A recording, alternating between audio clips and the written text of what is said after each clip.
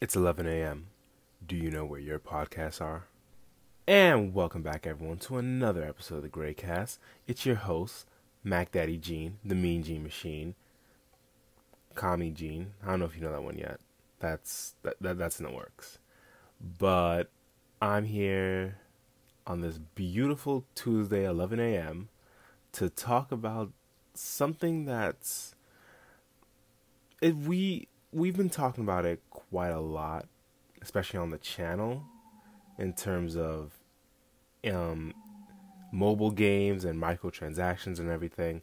So I want to talk about microtransactions on console games, like regular games. And I know, me and Will really debate on whether a mobile game counts as a real game and everything, but I want to talk about like console games. And what really had me thinking about it is because right now, as you can see, I'm uploading Dokkan videos.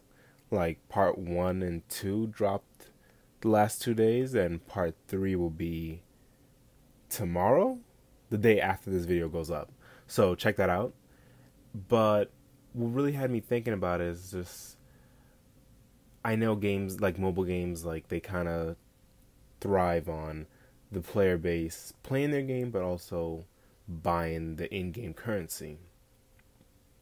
Because usually how they get their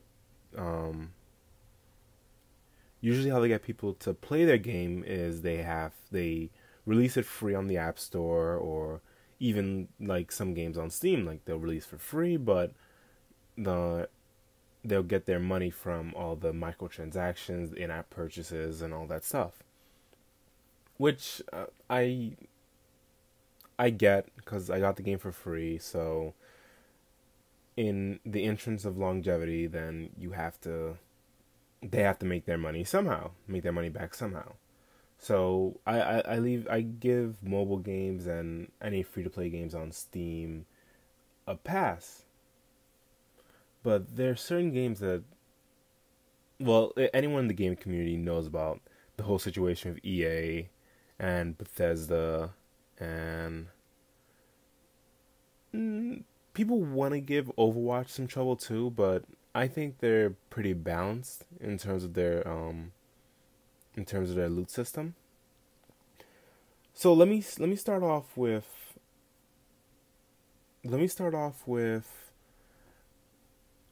what my issue is. There's gonna be a lot in this episode of me saying back in my day, because it might just be because I'm a '90s baby.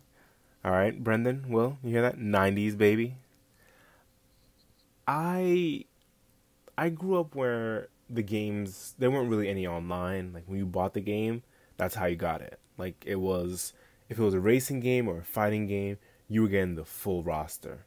I mean, like you're getting everything, like, and you would just get it how it is, and you just be like, okay, these are the characters, and I hope whenever the next game comes out, then then I'll get these characters plus more.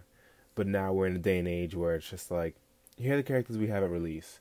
Get ready for more characters, which I feel like a part of me feels like it's kind of scummy that they leave out some characters. And I almost feel like they do it on purpose, because it's just a chance for them to make more money. When Fighters came out, they came out with a pretty, I want to say they came out with a pretty healthy roster, but now they just add characters, and you have to pay, season passes or whatever. And Fighters is just, I feel like 4 characters is enough, but I think at this point they've released enough characters that they could have just made a new game from just those new characters. And I'm not saying if they do release a new game, like just have those characters. I'm saying have the original cast and then have an additional set.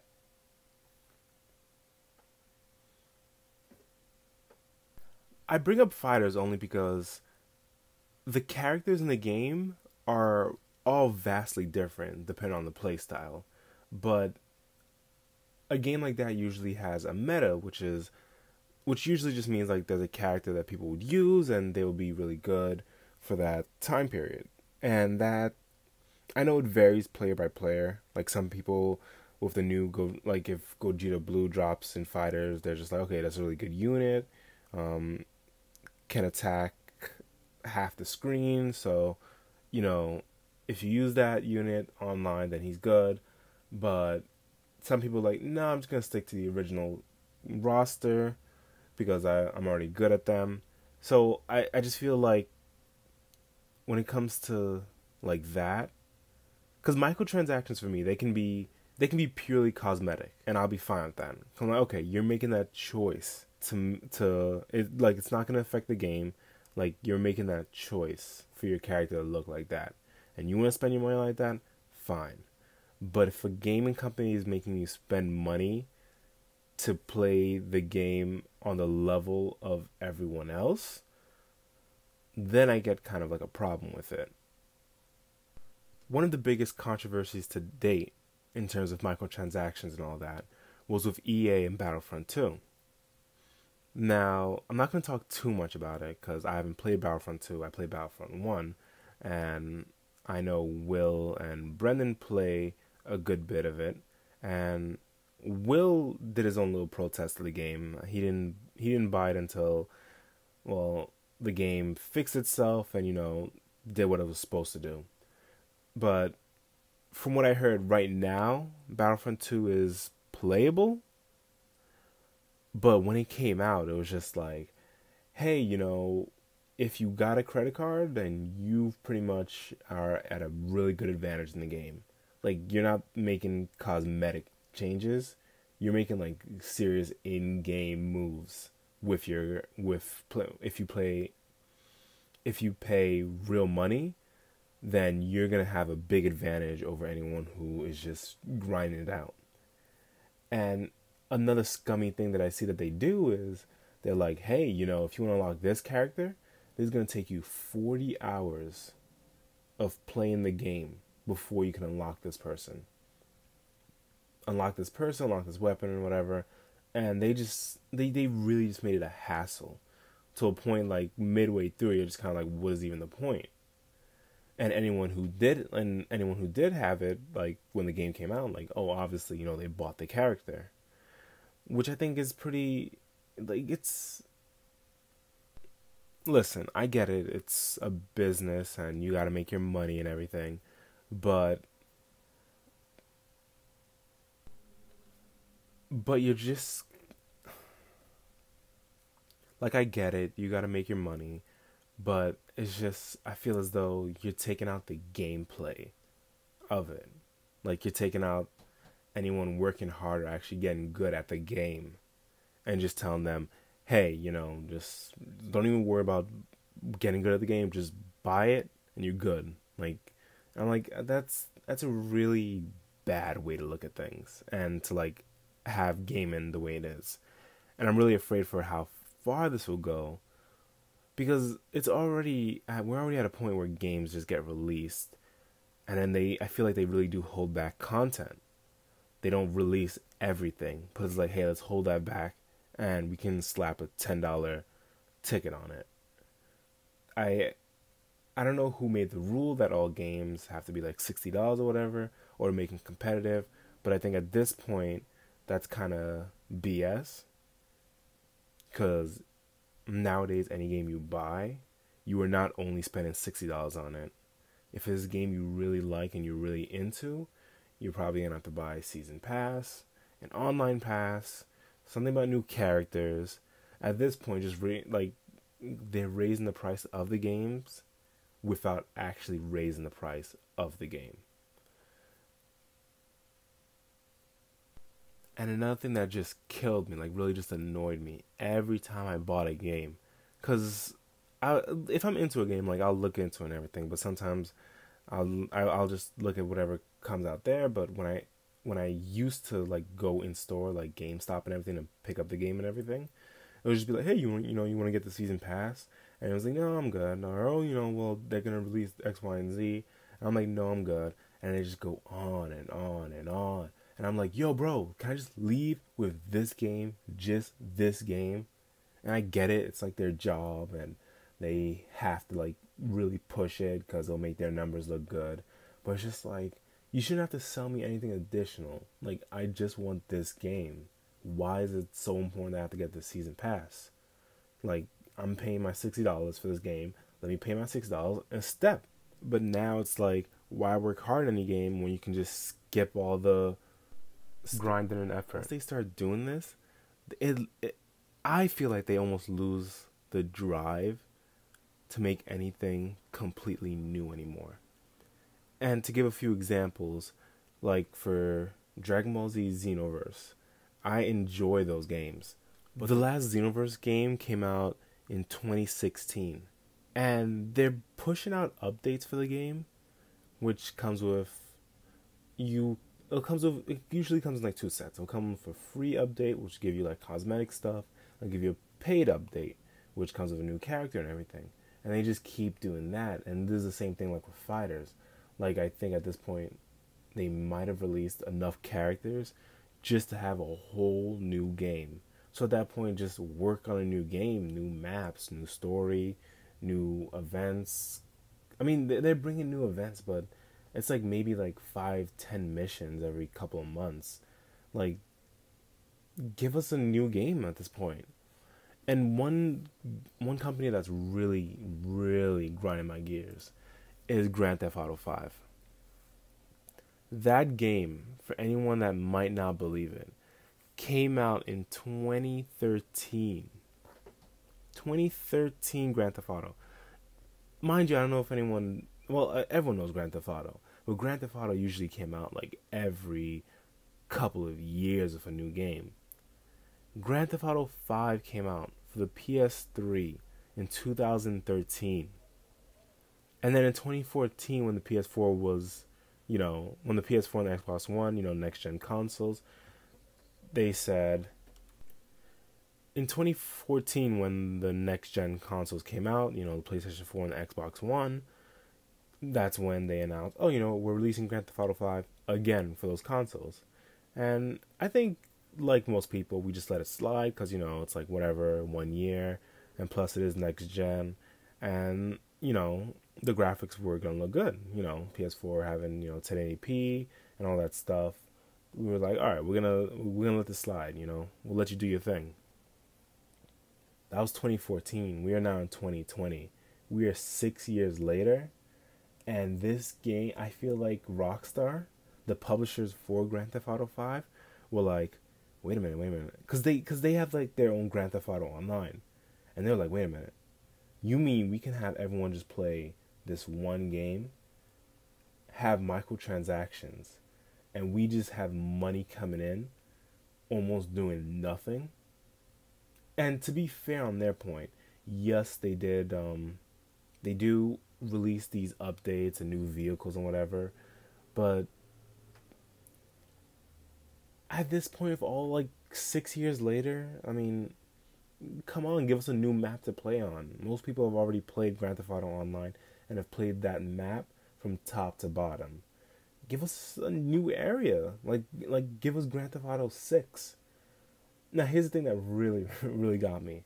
So the PlayStation 5 announcement was a couple weeks back, and they opened it up.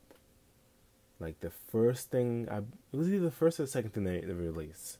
I can't remember when they announced Spider-Man, but the first thing they released was like, hey, Grand Theft Auto 5, we're re-releasing it for the PlayStation 5.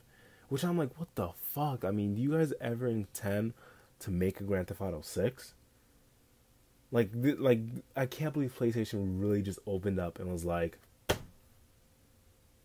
this is what y'all been waiting for. Grand Theft Auto 5 again. And I'm just like, what the hell?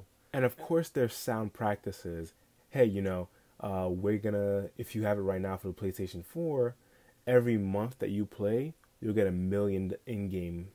You'll get $1 million in-game. And you'll get it every month until the release of Grand Theft Auto 5 for the PlayStation 5. Which will get people, playing it, building the hype back up again, because they will have to.